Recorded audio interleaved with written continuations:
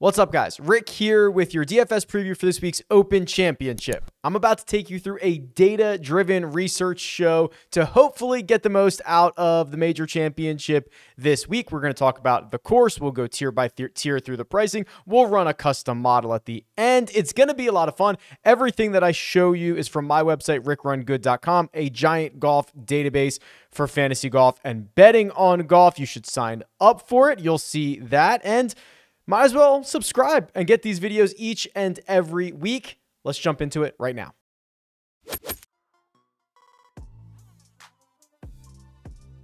The old course at St. Andrews.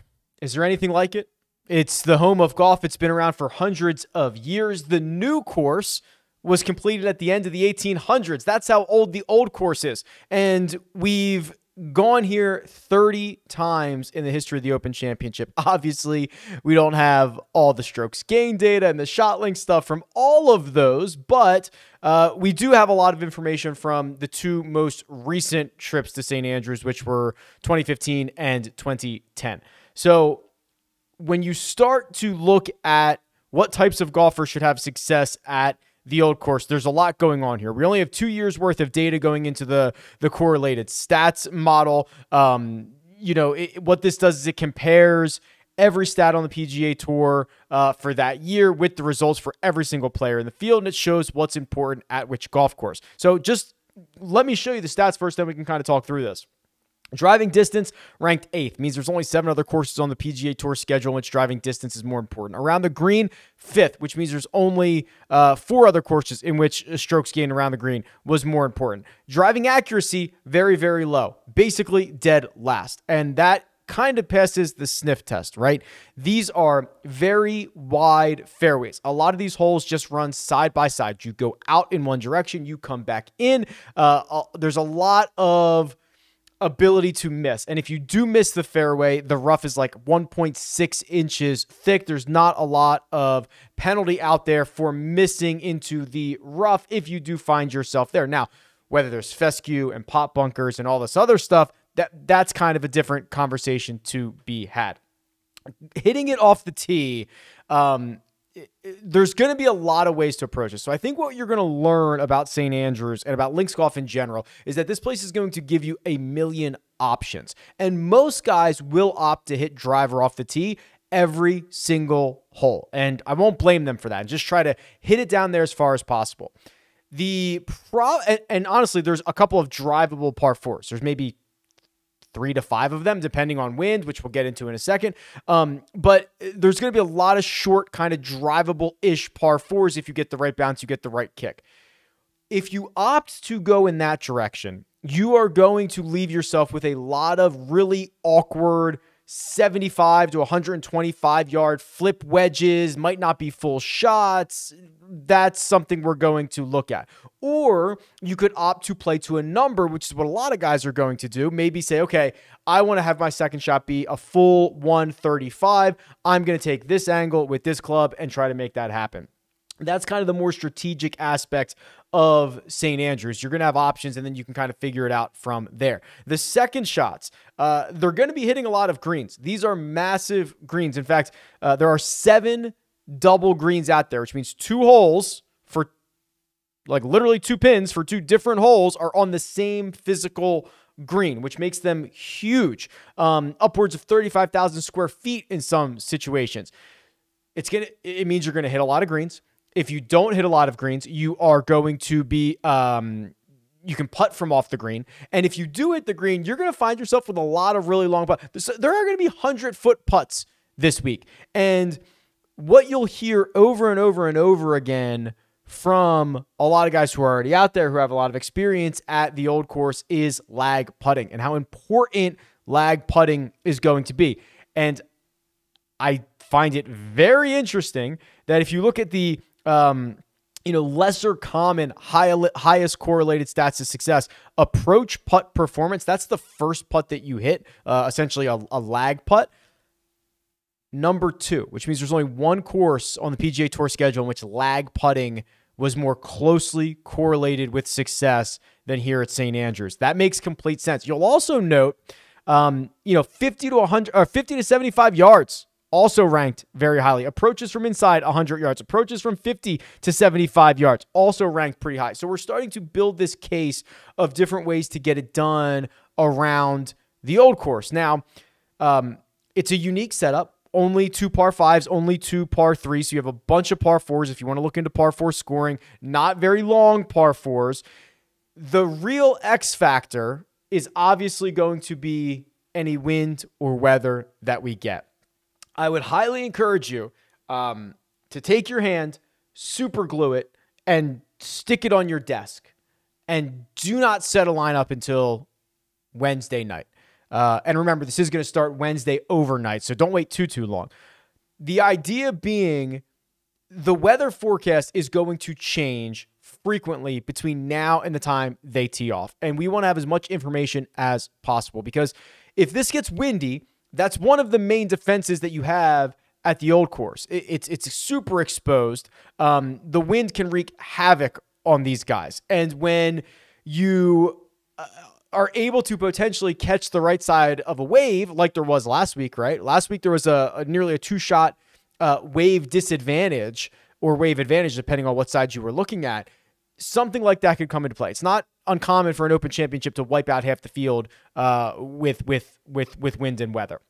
So the good news is you can reserve your entries, you can get everything all set up, and then you can figure it out and enter everything out later. So the Wednesday live show that I do, 3 p.m. Eastern time on the Rick Run Good YouTube channel, going to be very valuable because of the weather conversations and all that fun stuff. I'm trying to think. Oh, final thoughts. We already have guys out on the ground. We've already got my media buddies are out there. We're seeing video. It looks baked already. It looks crusty, right? I don't think, even without wind, I don't think they're getting deep into 20 under par. The other thing, when you have firm and fast conditions, which is what they have already at St. Andrews, is it makes the hazards much bigger, right? When you are, it makes these pop bunkers more magnetic. It makes these, the ball rolling off some of these humps and these hills, the ball will roll further into fescue or into kind of a penal situation when you have firm and fast and it's already crusty. So hoping for no rain. I want to see these guys really battle it out. And then when you take all the stuff that I'm talking about, I think you have to add in a little bit of creativity, right? If you watched anything of the Scottish Open, if you didn't, I highly encourage you to go back. They're showing replays on it. If you can find it on YouTube or maybe you DVR'd it or something, go back and look. The links golf is played so much on the ground, and you're kind of just at the luck of the draw in a lot of situations. You can hit a really good shot and not get it rewarded. You can hit a horrible shot and have it come out smelling like roses. There's just a lot of volatility and a lot of variance here. So we'll obviously cover the golf course and everything else much more in depth, but that's the general preview. Let's jump over to the cheat sheet. 6 golfers over $10,000. And there's really a lot to discuss here. And we're proud. We don't have to go one by one, but we're going to have to do something close to it. Rory McIlroy at $11,100 is a deserving most expensive golfer, deserving favorite if he is the favorite at the book that you bet at. He's got 3 top 10 finishes already. I do have a few concerns about this version of Rory McIlroy. I'm quite bullish on his opportunity this week. Remember, he did not play the 2015 Open Championship at St. Andrews. He had that ankle injury, played in 2010, finished inside the top 5. I have a little bit of a concern. The 2 things that I worry about Rory McIlroy are his 3-putt avoidance, which he's 119th on the PGA Tour. That's a little bit worrisome. And the kind of short, flippy wedge approach play. 92nd from 50 to 125 yards, 155th from 75 to 100, 48th from 50 to 175. You put all 3 of those together, it's not particularly great for one of the best drivers of the golf ball or one of the best players on planet. Now, the good news is, he is going to drive it so well, and he's going to be up to a lot of these greens, off the tee shot, giving himself a ton of opportunities. And I think you're going to see Rory really have to drive it well, right? Really have to drive it well, really have to putt well, avoid those 3 putts. If he can do that, he's likely to contend. But when we're splitting hairs at the top here, I know I'm going to get to guys who are cheaper and maybe more exciting, but I will likely remain fairly bullish on Rory but I wouldn't blame you if you wanted to skip out on him. Scotty Scheffler coming off a missed cut at the Scottish Open, but remember, not all missed cuts are the same, and the last time he missed the cut at the PGA Championship, he bounced right back with a runner-up finish at the Charles Schwab Challenge. So let's look at how he missed the cut at the Scottish Open. Well, he gained 3 strokes in the ball striking categories, gave 2 back around the greens, and 1.5 with the putter. Is that a concern? Not really. You know, I wish it was better around the greens, but if you're tapping into that at St. Andrews with how big these greens are, and there's just a lot of different shots that he's going to be able to hit. So I'd almost prefer to go back to Scotty. The thing when we start splitting hairs, are we getting worried about Jon Rahm? I have to admit, I kind of am, right? So Jon Rahm has lost strokes off the tee in 2 of his last 3, including last week at the Genesis Scottish Open. He had not the last time he had lost 2 times in 3 starts off the tee was mid-2019. He did not lose once off the tee from the 2019 Tour Championship until just recently, the 2022 Memorial. 3 years, basically. So am I now worried that he's lost strokes off the tee twice in his last 3 starts? The ball striking in general hasn't been super solid in that stretch, right? The approach game's kind of lagging behind. I worry about Jon Rahm a little bit. These guys are all fantastic, right? They're all high-end players, but I think at least of the big 3 at the top, Scotty's the one that has me most excited. It's probably Scotty, Rory, Rahm in that order. Again, very, very close on all of them. Now, the bottom of the 10K range has me a lot more excited. Colin Morikawa gets to defend, coming off a missed cut at the Scottish Open. Don't mind it one single bit. Played well at the U.S. Open. Probably should have won it outside of the Saturday 77. He is so volatile in a good way, right? It's why he's going to continue to win. Justin Thomas, has now lost strokes with the putter in each of his last 2. He actually made a comment that was like, I don't mind missing the cut at the Scottish Open. I get to get out to St. Andrews a couple days earlier. He's been playing with Tiger. He's been trying to pick the brain. If the concern is he's not going to putt well, I get it, but he's got tangible gains this year with the flat stick that has spurred him to already 1 major championship victory. All good. The big one here we have to talk about is Jordan Spieth. I'm certainly on the record of this year saying that all 4 major championship venues have been, in theory, on paper, very good setups for Jordan Spieth. Unfortunately, he has taken 0 advantage of any of them. I'm ready to give him one more go, right? And I think that's fair because links golf and Open Championship golf is like just oxygen to Jordan Spieth. Finishes T10 last week at the Scottish Open. I'll tell you what, didn't even play all that well. Did not even play all that well. The Sunday back 9 was heinous. It was horrible. He's still missing short putts. He drove it well, drove it accurately enough for most of the week. Started spraying it on the back 9. He got to 5 under par. The winning score was 7. He got close to this thing, kind of punted it away, finished his T10. Still gained a ton of strokes off the tee. Still gained on approach. Still gained across the board. Am I worried about those short putts? Of course I am. However, when you start talking about creativity, which is what an Open Championship is going to not ask you, going to require of you, and just seeing shots, that's Jordan Spieth. Look at this Open Championship history, right? 2015, that was St. Andrews, T4.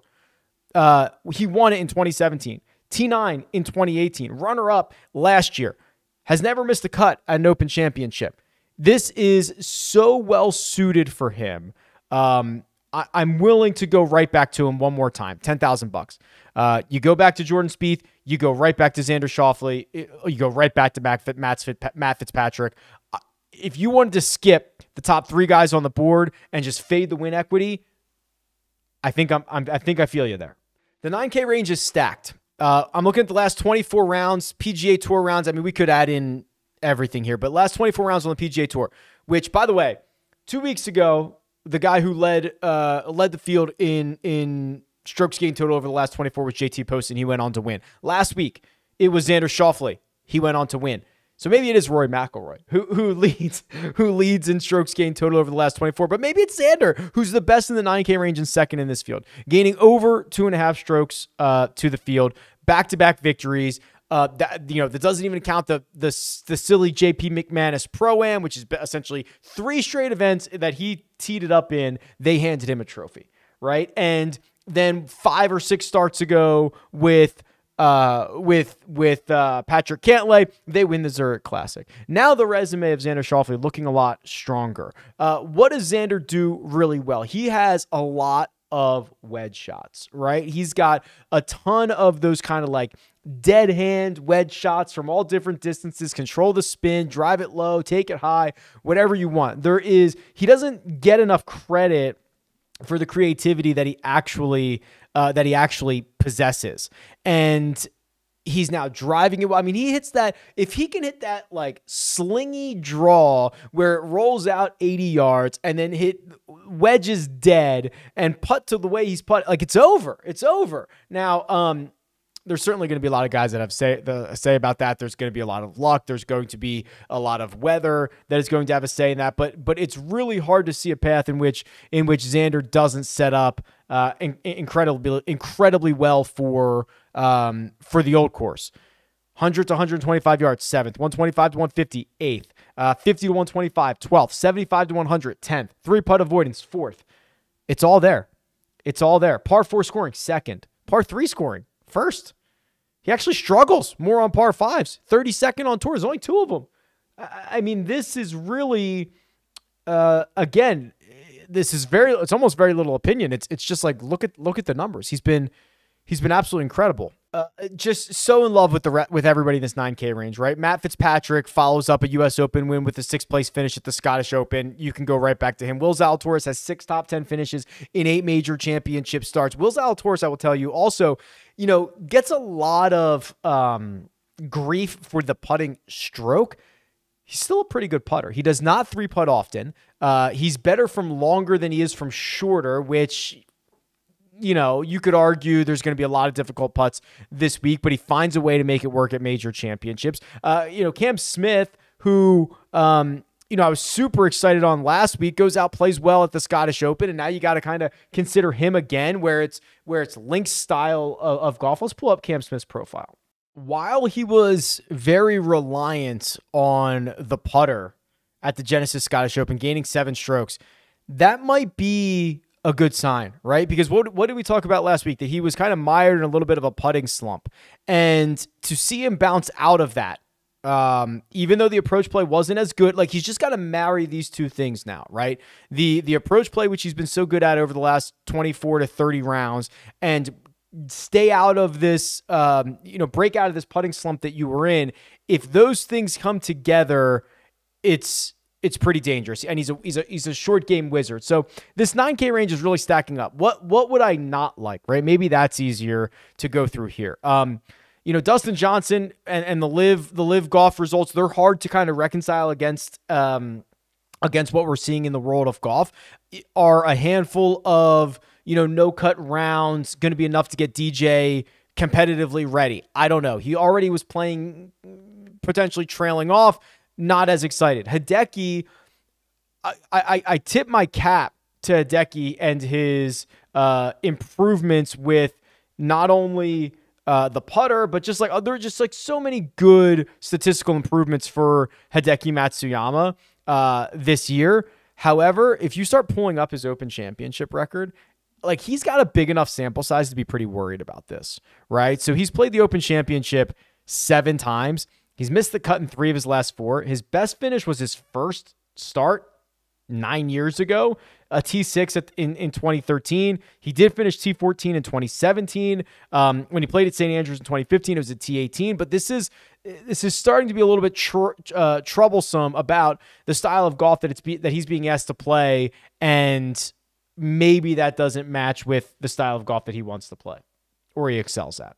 The $8,000 range is fascinating. Sam Burns, we were worried about the ball striking, and rightfully so last week. He finished at 66. That's not a great result. The Scottish didn't really make me feel any better about that. So I love Sam Burns. I will probably pass on him and find him a little bit later down the road. Louis Oosthuizen is equally as difficult to figure out as Dustin Johnson because of the live golf stuff. Now he's got two top 10s. He's got a T10 and a 5th place finish in the 2 live events that he's played. He snuck a little T8 in there at the BMW International Open. I think what is exciting about Louis is obviously the St. Andrews history, right? So he wins in 2010. He plays well in 2015. Just in general, he has an unbelievable track record at Open Championships. A 3rd place finish last year, a T20 in 2019. Remember, we didn't play this in 2020. So if you're seeing that missing on everybody's profile and the cheat sheet, that's why. Remember, this was not played in 2020. So this is just such a good, again, like it's just such a different style of golf. And when you've got a win and a runner-up in the last 2 trips to this exact golf course, like you're going to be fairly popular. Terrell Hatton and Tommy Fleetwood are both quite interesting. Fleetwood played well at the Scottish Open last week, has got decent Open Championship history. He's been trending in the right direction. Terrell Hatton is a lot more volatile, and this golf course and the Open Championship in general is a lot more volatile. But I think if we dive into some of these Terrell Hatton stats, I think you're going to be a little bit excited, right? So he hits it well at the Scottish Open, gains nearly 5 strokes in the ball striking categories. If you go to his stats page, you will realize he is one of the best players on tour in not 3-putting. He does it 1.5% of the time. It's the 3rd best rate on the PGA Tour, and that is going to be so critical this week. I worry about his scrambling. You'll hear, and I worry about his wedge play. Right, these short little wedges. Better from further for Terrell Hatton. So he's going to have to approach this probably a little bit differently. He probably doesn't want to hit driver everywhere and give himself 75 yards in. He wants to lay back to like 130 or something like that. Now, whether he will actually do that, I don't know. Scrambling is also kind of an interesting idea for this week. And I can show you on the Holy Grail a couple of other things. But the idea around scrambling, and you hear a lot, this is more in the quotes, it's like, links golf is just putting the ball in the hole. Like one way or another, putting the ball in the hole. You're going to be in some awkward spots. You're going to be up against the lip of these pop bunkers. Like we saw Kurt Kitayama on Sunday at the Scottish Open have to take a knee outside of a bunker and hit a shot like that. Like you just need to be able to get up and down. And scrambling is a kind of a flawed stat, but it's also kind of not. It's just a basic, did you get up and down type of deal? And at an Open Championship, you always hear guys talking about scrambling. So if you go to the Holy Grail, you go to the stats page, you can look at everybody in this field for any stat that you want. It's I should show this more, but the best scramblers in this field, Shane Lowry, Matt Fitzpatrick, Sung J M, Chris John Bezano, Justin Thomas, Seamus Power. We're currently in that $8,000 range. So Sung J M is the one name that pops up there. If you want to start looking at, I believe there's a stat. Let me see if I have it here.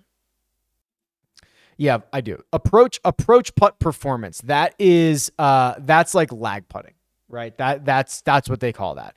Basically, your first putt, how close to the hole does it get? And did you knock it dead? Did you lag it to a good spot? And you can also look at 3-putt avoidance as well. So the top guys in approach putt performance: Patrick Cantlay, Abraham Answer, Justin Thomas, Danny Willett, Dylan Fratelli, HV3. Actually, Hideki's on this list, and Jordan Spieth as well. If you look at 3-putt avoidance, that's where Hatton came into play, right? That's where we were looking for him. $8,700. He's 3rd on tour. The only guy in this field better is Taylor Gooch. We're going to talk about Taylor Gooch in a second. But Xander Schauffele's 3rd in 3-putt avoidance. Lucas Herbert, Abe Answer, Harold Varner the 3rd. Like it's just, it's going to be so critical. It's going to be so critical. So going back to that $8,000 range, we saw Sung J M's name pop up. I wouldn't mind if you went back to Corey Connors or Joaquin Neiman if this thing's going to get really windy. Let's talk about Bryson DeChambeau for a second. There is actually a path for Bryson that I really don't mind around St. Andrews. I think in general, St. Andrews might be on the better side of things for him, like the better Open Championship venues, but I still think they all kind of stink for him, right? What have we been talking about? Options and creativity and strategy and having multiple shots. When all of your clubs are the same length, when you are trying to remove the technical side of, or when you're trying to remove the creativity side out of everything and be technical, it's going to be really hard. And it's showing up in Bryson's results, right? You look at his Open Championship stuff. I think this is going to be his 5th start. He's missed the cut in 2 of 4. His best finish was last year. It was 33rd. I worry about him being able to kind of solve the puzzle that is an Open Championship, at least from what I've seen from him thus far in his career. The $7,000 range has a lot. These are also the guys that I target a lot on Jock Market, which is stock market DFS. You can buy, sell short shares of golfers. So, for example, JT Poston over the last 10 markets is like the best ROI guy. Now, obviously, the victory 2 weeks ago, but even before that, he was doing well. His average IPO is like $4 a share. His average payout's like $7.64 a share. Keegan Bradley does not have a win in that stretch. He's also a big-time ROI golfer, 60% ROI over his last 10 cash markets. So if we look at Keegan specifically here, you'll kind of see he's just always outperforming his expectation, right? He's made you a winner in 6 of his last 10 cash markets. This is the range of golfers that I love here. So when Keegan gets you $10 a share, finishing at Arnold Palmer, he turns your profit in 15 at the Players and 18 at the Wells Fargo and 13 at the U.S. Open. So Keegan's just been a killer in this category. Unlikely that he wins, but there are other places like Jock Market you can win. So there's a link in the description. If you use the code Rick, you get up to $100 deposit match. Joe Idoni and myself do a power hour every Wednesday night. It's a fun little format, especially for the bottom of the board. The bottom of the board, it's hard to get access to in a lot of formats. I love it for Jock Market.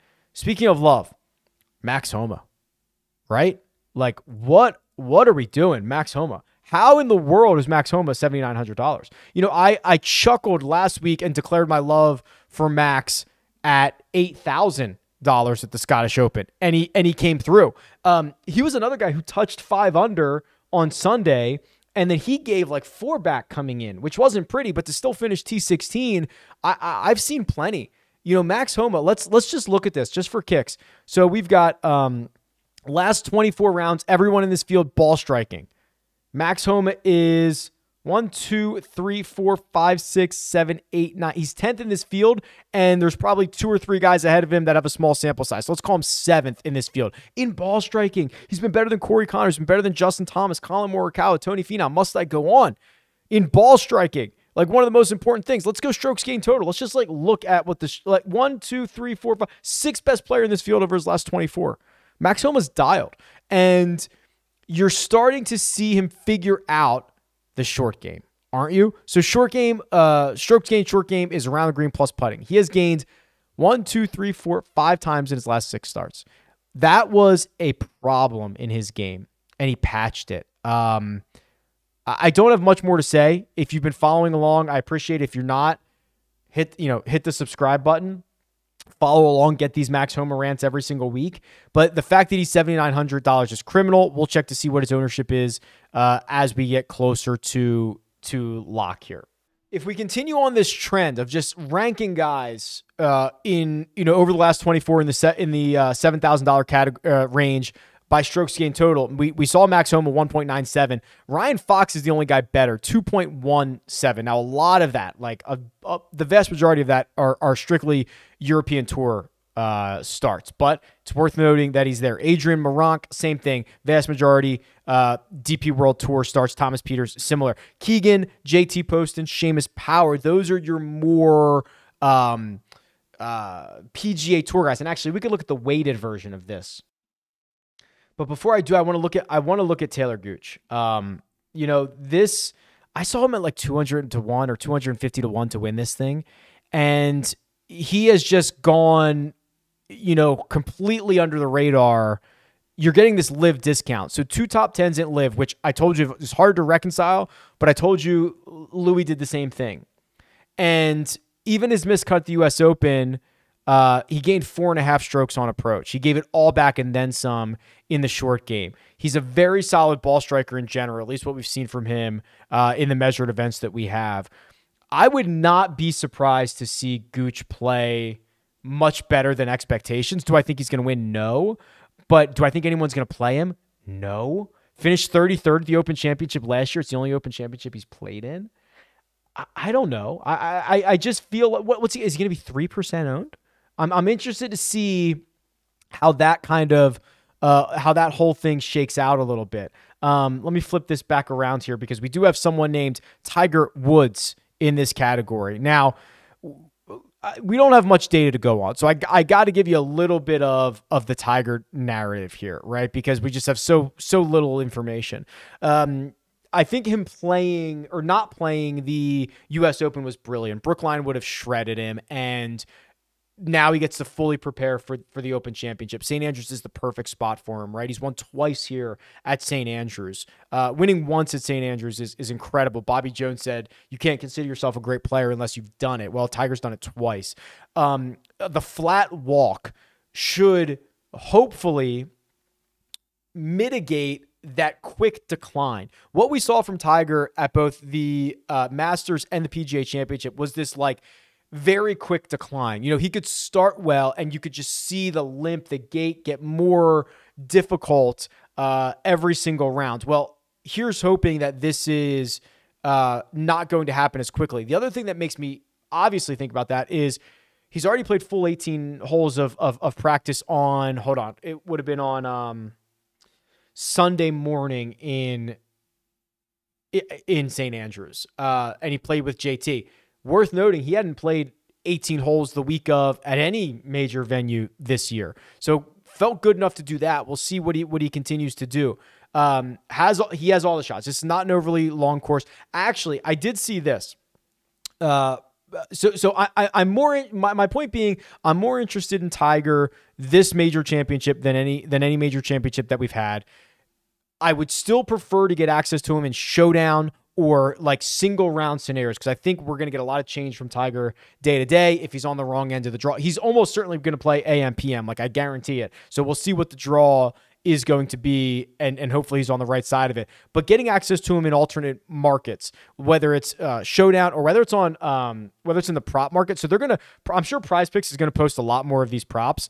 Like this is Sunday night, so like nothing's been released yet, but they already have Tiger's round one birdie or better prop at 3.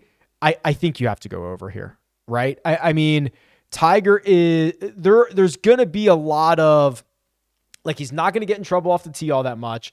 He can generally get dialed in with those little wedges. He's got all the game in the world, like creativity wise. I think I'd be hammering the 3 over 3. And if you're looking to pair it with something, over 2 birdies for Ernie feels pretty good too. I'm not touching John Daly. I'm not touching Phil Mickelson. You put these together to pay out 3x. You can use the code Rick. There's a link in the description. But like, while we're here degenning this, like, let's just look at Ernie's stuff recently. And he's been playing on the Champions Tour, so you've got to take that into consideration. But, you know, T3 at the Senior Players Championship last week, hasn't finished outside the top 20 since May.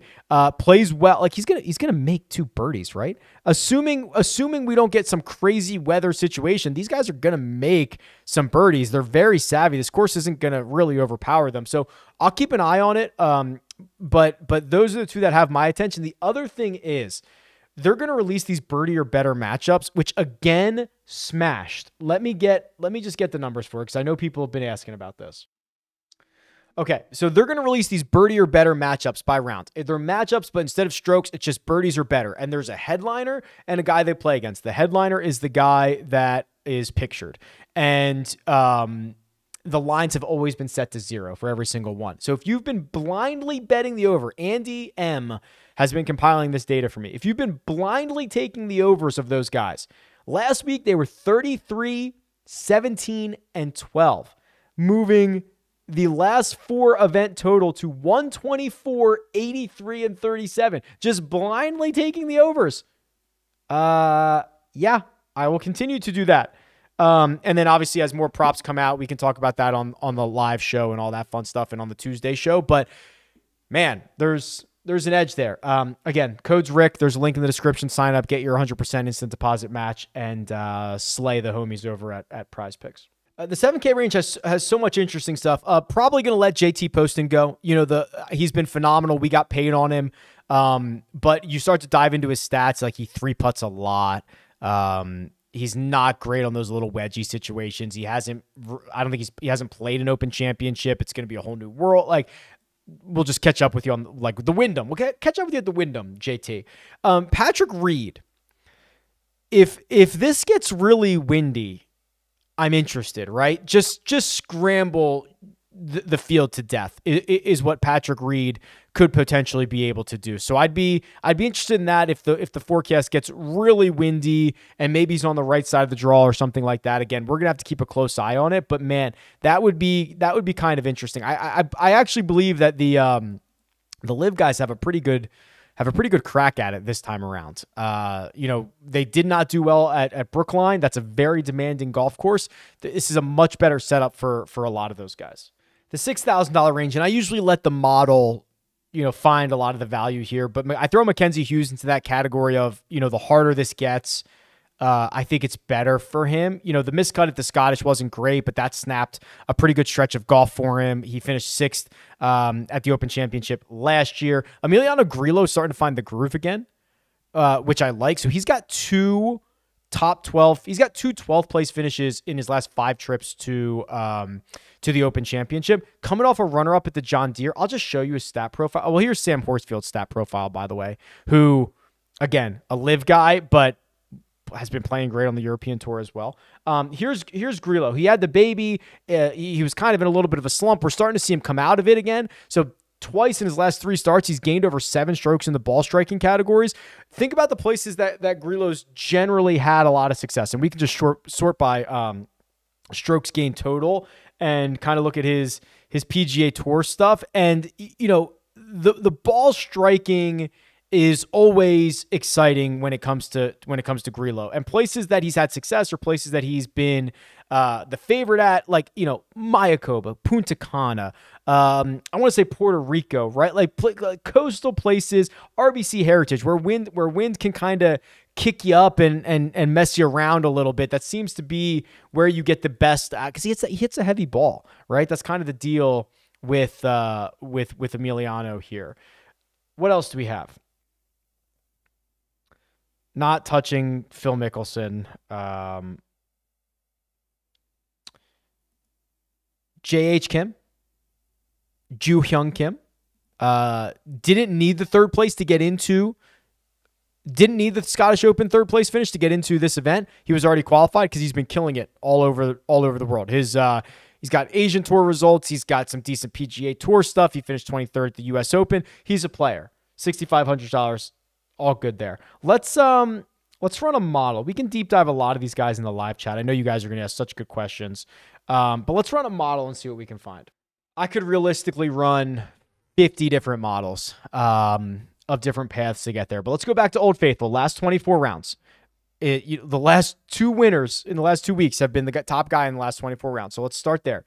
Now, boy, there's so much we could do. We could lean on par 4 scoring because there's so many of them.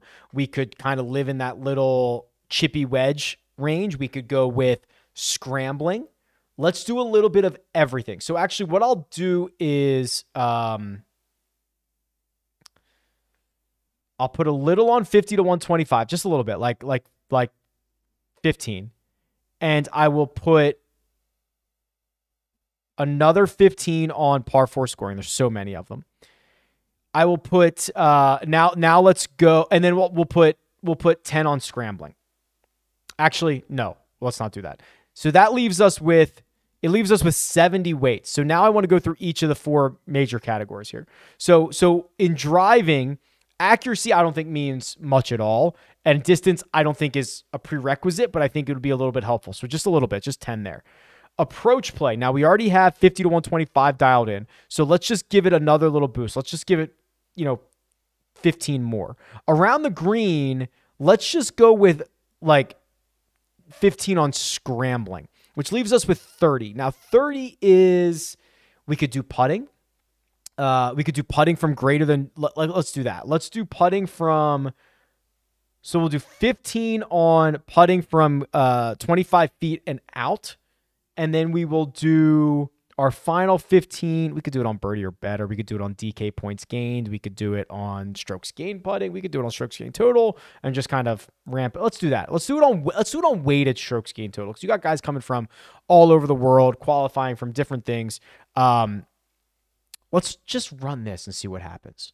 And maybe we'll get a little bit freaky here. Number 1 golfer is, oh boy, yeah, Justin Thomas. And it's a pretty big gap. Pretty big gap from JT, the number 1 golfer, which makes sense, right? He was a great scrambler, He's already got a major championship this year. Makes sense. Cam Smith, number 2. Patrick Cantlay, number 3. Sam Burns is 4. That's a little bit worrisome, right? A guy that I anecdotally was saying, maybe I won't get to Sam Burns. Well, now he's my 4th ranked golfer, so I'm going to need to do a little bit of research there.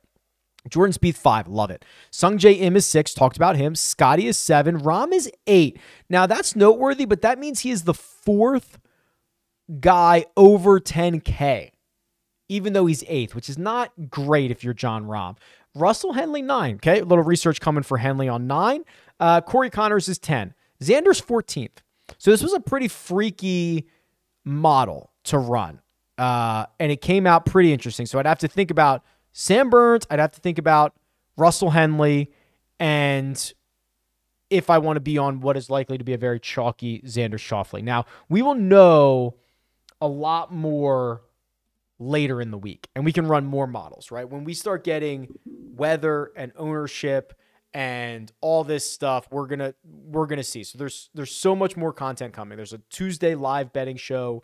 There is a Wednesday live chat and a Jock Market Power Hour.